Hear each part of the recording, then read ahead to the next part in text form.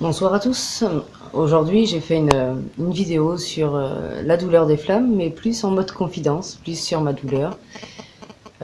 Et ben, ce soir, j'arrive pas à dormir parce que ben, ça ronge, quoi. Donc, je refais une vidéo encore sur la douleur des flammes, peut-être un peu moins personnelle pour le coup. On va essayer. C'est vrai que je fais que ça de me confier, alors je parle de moi. Euh, dans la relation flamme jumelle, pour nous, en tout cas, dès le début, il y a eu le réveil des peurs.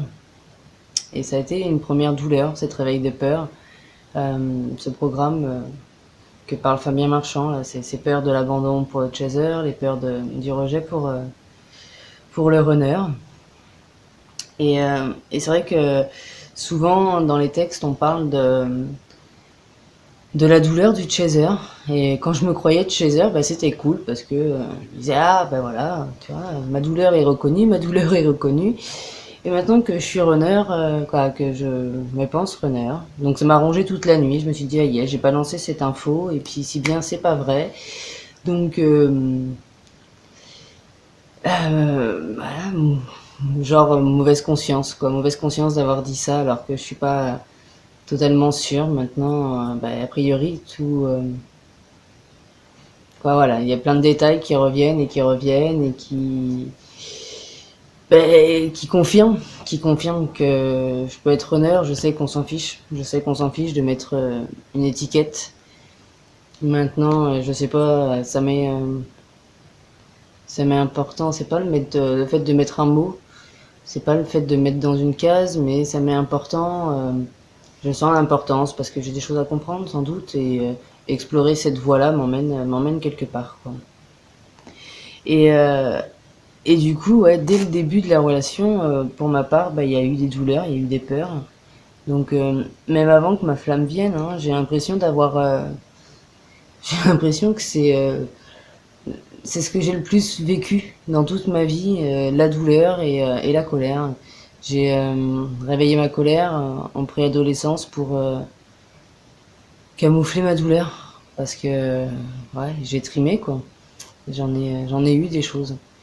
Et la rencontre flamme jumelle, ben ça a pas, ça a continué quoi. Euh, j'ai peur dès le départ. Dès le départ, j'ai peur. Déjà, notre rencontre ne se fait pas chez moi, comme je l'explique dans l'autre vidéo. Donc, ça me demande de sortir de ma grotte. Ça me demande de sortir de ça. Dans la grotte dans laquelle je suis retournée. Voilà, je vois que je suis en mode isolement. J'ai pas envie de parler aux gens. Ça fait plusieurs jours. Là, j'ai même pas envie de répondre à mes commentaires. J'ai pas envie de. Après, ça va, j'ai pas d'amis, donc on vient pas trop m'embêter, mais ouais, je vois que je suis repartie à m'isoler, quoi. Et au bout d'un moment, ben, ça plombe, je pense aussi, ce qui est compréhensible. Comme je raconte dans ma vidéo d'aujourd'hui, dès le début, dès que je veux arrêter cette relation, donc au bout de 2 3 semaines, je me dis, oh là là, c'est compliqué, là, c'est prise de tête, j'ai pas le temps à ça, je vais arrêter, quoi. Et puis, bah, parce qu'elle faisait que me montrer du doigt et me dire, ah, tu vas pas bien, tu vas pas bien, il y a ça qui va pas en toi, il y a ça qui va pas en toi. Oui, bah attends, on se connaît pas, t'as pas pris le temps de me découvrir.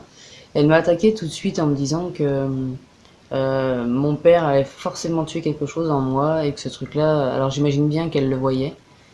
En tant que chaser, j'imagine bien qu'elle le voyait. Mais maintenant, ça s'est pas fait de la bonne façon. Ça s'est fait un peu agressivement et je me suis protégée. Je me suis protégée, je trouvais ça injuste. Attends, tu me connais pas, t'arrives dans ma vie, tu sais pas ce que j'ai travaillé sur mon histoire, tu sais pas à quel point j'ai travaillé sur mon histoire, tu ne peux pas venir comme ça me pointer du doigt. À la limite, si tu penses ça, ben, passe en mode confidence, passe en mode partage et on en discute. Découvre-moi et c'est vrai que j'ai jamais eu cette sensation qu'elle avait envie de me découvrir, qu'elle avait envie de me connaître réellement et d'écouter mes confidences, quoi, d'écouter qui je suis et tout ça. Donc de suite, bah, il y a eu toutes les tensions. De suite, il y a eu toutes les tensions. Elle me pointait du doigt tout le temps, tout le temps, tout le temps. Et ça m'a mis beaucoup de peur. J'avais peur de son personnage, j'avais peur de sa dureté. Et il y avait une autre chose aussi que j'avais peur du coup dans le côté positif, on va dire. Elle ne faisait que de me dire ah j'aime bien ça, j'aime bien ça. Mais c'était à chaque fois, j'ai pas coupé mon téléphone. Je vais le faire comme ça on est tranquille. Enfin, je suis tranquille. Elle me disait tout le temps,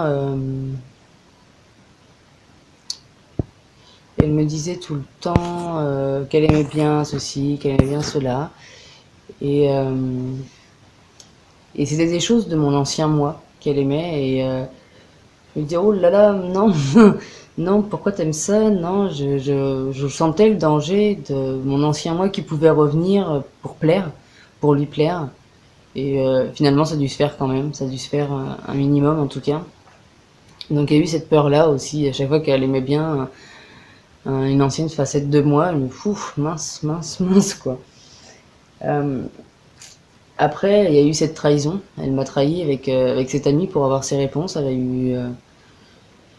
Elle a comploté derrière mon dos pour avoir les réponses qu'elle voulait, qui se trouvaient dans mon cœur, qui ne se trouvaient pas ailleurs, qui ne se trouvaient pas dans un autre.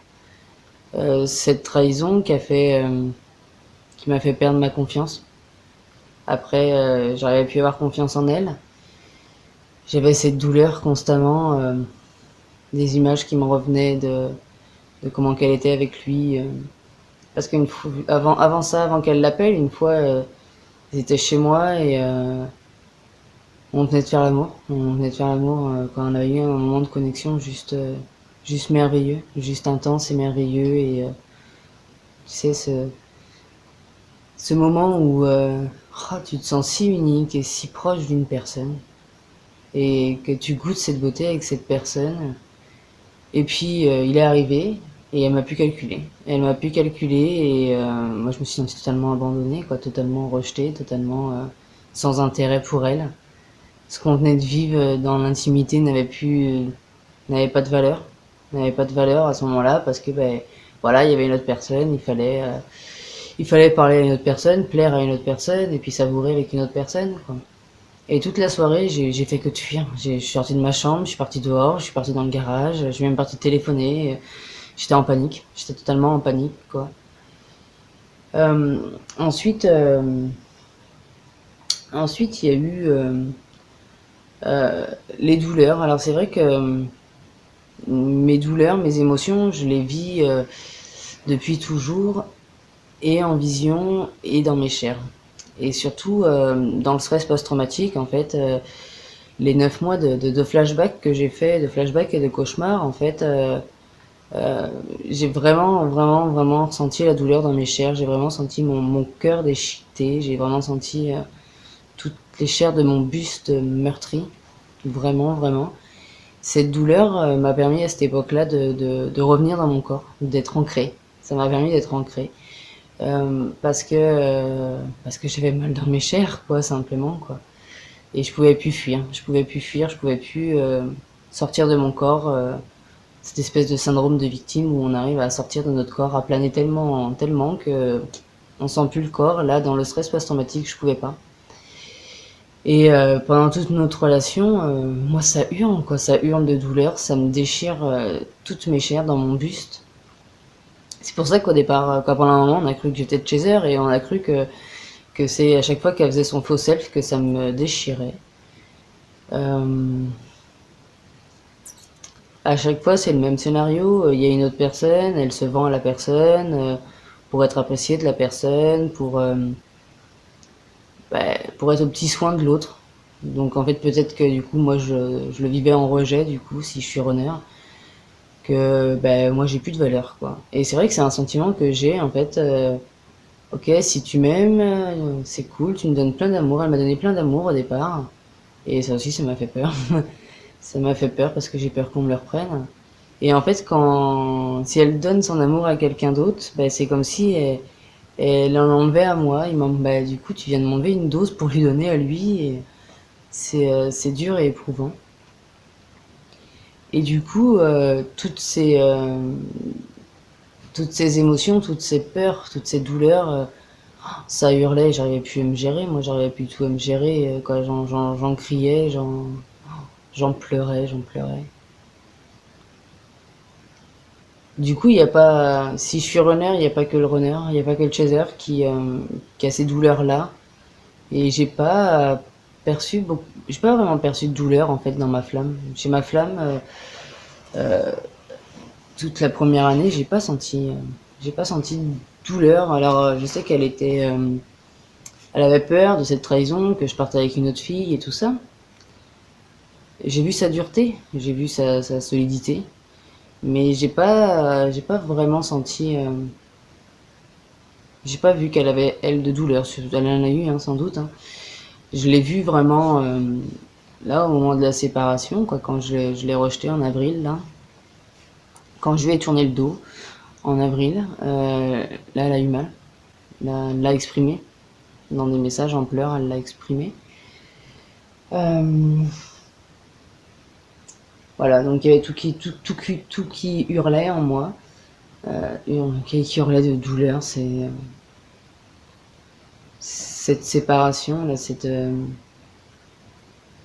âme qui se coupe en deux, c'est déchirant. C'est vraiment déchirant. Euh, il est dit aussi que le runner a,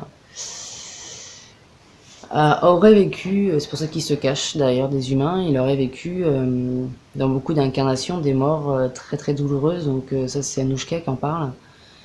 Des morts, ça me fait penser à une amie qu'elle a, une amie très proche qui c'est juste un gros bourreau de nos vies passées. Elle a été, c'est elle qui a donné l'ordre de nous massacrer, de nous faire vivre des tortures. Et à chaque fois que je vois cette fille, à chaque fois je perds tous mes moyens. Totalement, je perds totalement tous mes moyens parce que je l'ai pas vu beaucoup de fois heureusement, mais j'ai toutes ces peurs et puis j'ai des visions de l'homme qu'elle a été.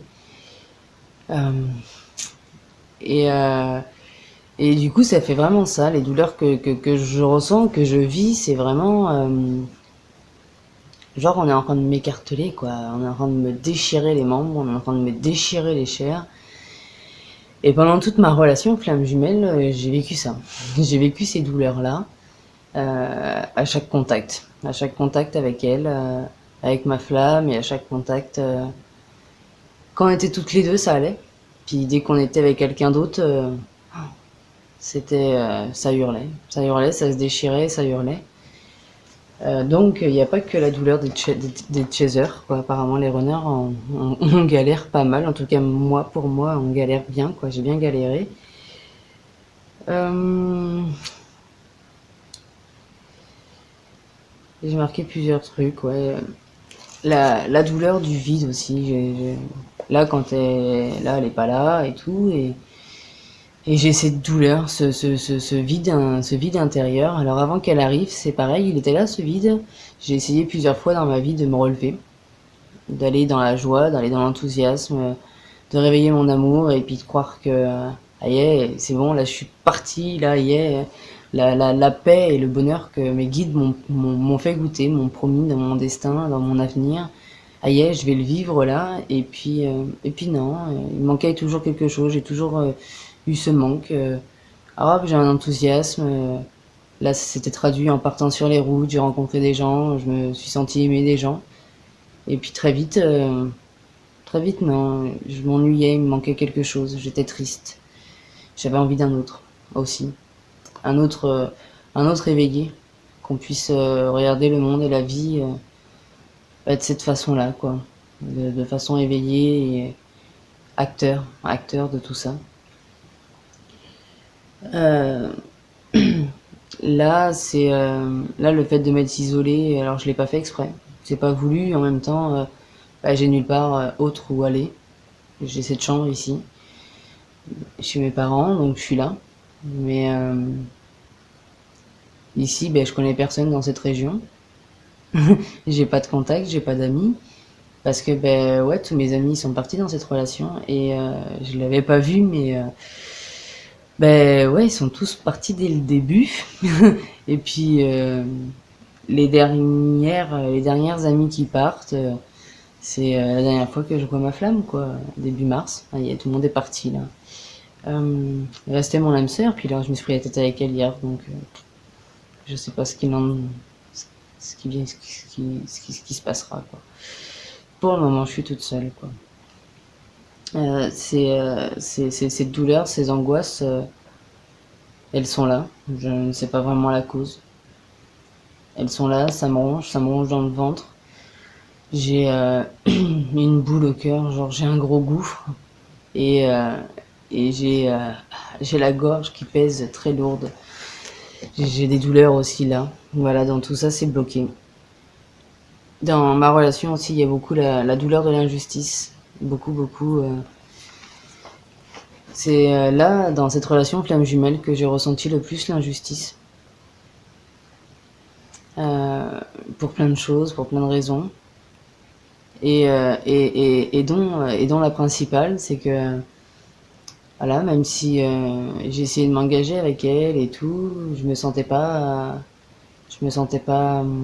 respectée, je me sentais pas une femme sacrée pour elle, je me sentais pas propre, on va dire ça comme ça. Je sentais pas qu'elle avait des caresses entièrement propres. Elle m'a pas sali dans ses caresses, hein. Mais comme je dis dans ma vidéo ce matin, je sentais plus que c'était par rapport au divin ou par envie de sexe, même si elle me disait l'inverse. Je lui ai beaucoup dit, hein, t'es avec moi juste pour ça, t'es avec moi juste pour ça. Euh, voilà, en tout cas, j'ai ressenti beaucoup l'injustice, quoi. Et surtout sur, voilà, à chaque fois, bon, ben, je me sens pas respectée, je me sens pas respectée à ma véritable valeur, donc stop, quoi, stop. Et à chaque fois que je me dis ça, à chaque fois que je pose une intention comme ça, stop, là c'est trop. Ben, mon âme vient me torturer, quoi. Elle se déchire et elle me torture et elle me ronge de partout, là, dans tout le buste, elle me ronge. Et là encore aujourd'hui, et pourquoi? Tu sais, j'ai envie de leur dire, mais pourquoi, quoi? Pourquoi vous me faites vivre ça? Là, je sais pas, c'est elle qui veut pas de moi, quoi. Je sais pas comment je réagirais si elle voulait de moi là, hein, si elle revenait, mais voilà, je trouve ça super injuste, super injuste. Il y avait cette peur de l'engagement aussi. Au départ, j'avais cette envie vraiment je sentais ce mariage, je sentais cette union de toute façon, donc j'avais envie d'être à la hauteur de cet engagement, à la hauteur de notre contrat, de notre mariage. Mais j'avais peur de m'engager, j'ai peur de m'engager dans nos relations de couple, mais j'ai peur de m'engager dans la vie, de manière générale. Prendre un logement, là, ça me fait super peur d'être responsable je sais pas, si moi j'ai envie de le quitter du jour au lendemain, l'appart, eh ben, je peux pas, quoi. Ça me fait plein de responsabilités à gérer et que je me sentais pas capable, quoi. Voilà, et la douleur chez les flammes jumelles, ben, c'est quelque chose à prendre en compte parce que ça en fait partie. Il n'y a pas que du beau, il y a beaucoup de douleurs. Il y a beaucoup de douleurs des deux côtés. Et ces douleurs et ces peurs sont vraiment à prendre en compte direct, sont vraiment ouais, à mettre en place. Après, effectivement, la communication entre flammes jumelles n'est pas facile. C'est ce que moi, c'est ce que je nous aurais conseillé à toutes les deux, quoi. Parce qu'on, tu vois, on parle, on, on raconte nos peurs, on raconte nos douleurs. Et il est dit que les flammes jumelles ne se comprennent pas vraiment en communication, mais je pense que c'est quand même possible. On est quand même deux personnes, on est quand même deux êtres humains avant de, avant toute chose. Et je pense vraiment que c'est possible. Je pense que c'est possible de pouvoir se parler et de considérer les douleurs de chacun. Maintenant, bah voilà, les calmer. La seule chose que je peux faire, c'est rester là avec mes douleurs. Aujourd'hui, j'avais vraiment envie de crier, j'avais vraiment envie de déclencher de la colère. J'y arrive pas. J'y arrive pas. C'est- Depuis le stress post-traumatique, hein. Donc oui, ma flamme dirait autre chose. J'ai eu de la colère, hein. J'ai exprimé de la colère, j'ai exprimé des cris en tout cas. Je sais même pas si j'ai vraiment ressenti de la colère, mais j'ai exprimé des cris. Ça c'est sûr. Mais depuis le stress post-traumatique, si je réveille une colère, je me détruis, juste je tombe, juste je m'écroulerai de larmes. Et voilà, et aujourd'hui j'avais juste envie de prendre la voiture et de taper un rallye, quoi, et de taper des pointes de vitesse, là, de rouler vite, de faire ronronner le moteur. Je l'ai fait un petit peu en allant chercher les cigarettes, mais voilà, un petit peu. J'aurais aimé bien plus, j'aurais aimé faire le plein dans la voiture et ouais, et sortir tout ça de moi. Donc je l'ai pas sorti, je n'ai pas écrit, j'ai eu quelques sursauts de larmes. Ça a pas, je crois que j'ai pas assez de sympathie et de douceur à mon égard là pour me bichonner dans mes larmes, me laisser aller dans mes larmes. Voilà. J'ai pas non plus fait de FT aujourd'hui ou je sais pas quoi. Je, je sais pas, je me sens pas trop motivée. Ni à me bouger, quoi. Voilà, je fais mes petites vidéos là et voilà. Donc la douleur est vraiment quelque chose à prendre en compte et, euh, et ouais, demande des choses, demande à mettre des choses en place. Là pour le moment je les ai pas forcément. Je sais qu'après le stress post-traumatique, je suis restée des jours avec mon coussin dans les bras, à câliner mon coussin pour ça m'a cicatrisé mes chairs, ça a cicatrisé mes chairs tranquillement. Et là c'est un peu ce que j'ai à faire, mais du coup tu sais, genre, c'est pas fini, quoi. Mon âme, elle continue, elle continue, elle continue de batailler, elle continue de me ramener à la lumière, quoi. Mais voilà. C'est beaucoup d'injustice parce que je suis dévouée à la lumière depuis toujours, même si je l'ai pas fait à 100%. Depuis le stress post-traumatique, depuis 2012, je le fais plus intensément. J'ai mis toute ma vie dans ma mission, j'ai mis toute ma vie pour la lumière, pour la source. Et puis c'est reparti là, et puis c'est mon âme qui me torture, quoi. Donc ok, je veux bien qu'on me ramène sur le droit chemin, mais là à un moment donné, c'est bon, j'y suis pour rien, quoi, aussi, quoi. Et voilà, j'ai beaucoup de choses à pardonner sur ma relation avec ma flamme. J'ai beaucoup de choses à lui pardonner, j'ai beaucoup de choses à me pardonner, mais beaucoup de choses à lui pardonner. Ouais, parce qu'il y a beaucoup de choses qu'elle a fait qui me rongent, qui me rongent et puis cette torture de l'âme, c'est vraiment comme une torture de quand on a mauvaise conscience. Sauf que là, c'est pas au niveau de la conscience, c'est au niveau de tout mon être, quoi. Non, non, ça marche pas. Donc voilà ce que j'avais un peu à dire sur la douleur des flammes. Il y en a sûrement plein d'autres, des douleurs.